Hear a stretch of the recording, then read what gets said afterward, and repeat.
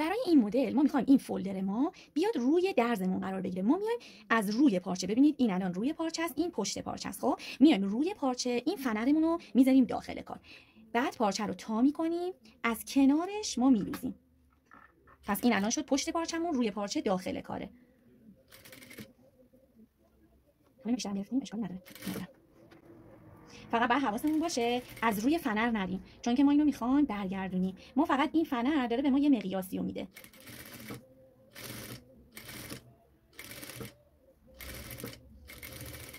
خب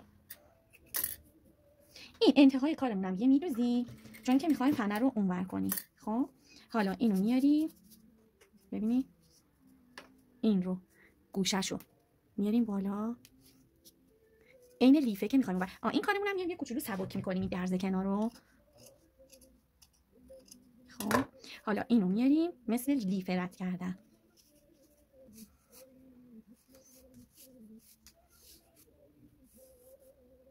ببینید حالا اینو از اینجا قیچی میکنیم، اینو دوباره قرار میدیم داخل کارمون. این کارو برای این کردیم که این اندازه در بیاد. ببینید حالا میتونیم این درزه بیاد وسط کار ما، درز نیاد این گوشه که پیدا بشه. ببینید درز نیاد این کنار پیدا بشه، درز رو میاریم این زیر کارمون، زیر فنرمون. خب این شد نوار الیک ما. حالا اینو میاریم برش ما هر سمتی که هست. ببینید الان این مثلا لباس ماه، برش ما اینجوری کجه، یه شبه برش هستش. خب اصلا درزم نیست، ما فقط میخوایم برای قشنگی کار این رو بذاریم این روی کار بدوزیم. باز پایمون رو عوض میکنیم، پس این برای موقعی شد که ما اصلا هیچ درزی نداریم، ولی برای همینجور برای قشنگی میخوایم بذاریم این رو.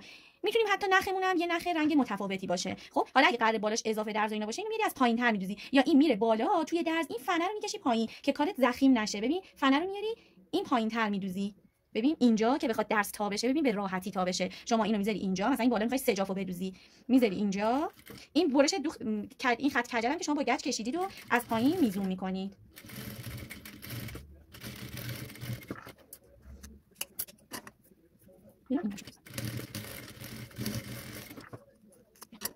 اینم شد درز روی کار، فولدر روی کار که پشت کارمونم اصلا هیچ درزی ما نداریم. این فقط همینجور برای قشنگی هستش، شبه برش هست.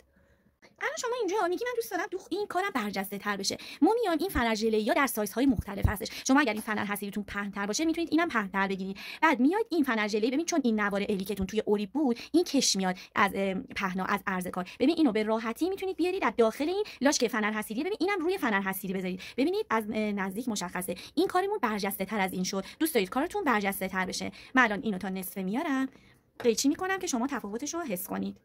ببینید این برجسته تر از این قسمت شد.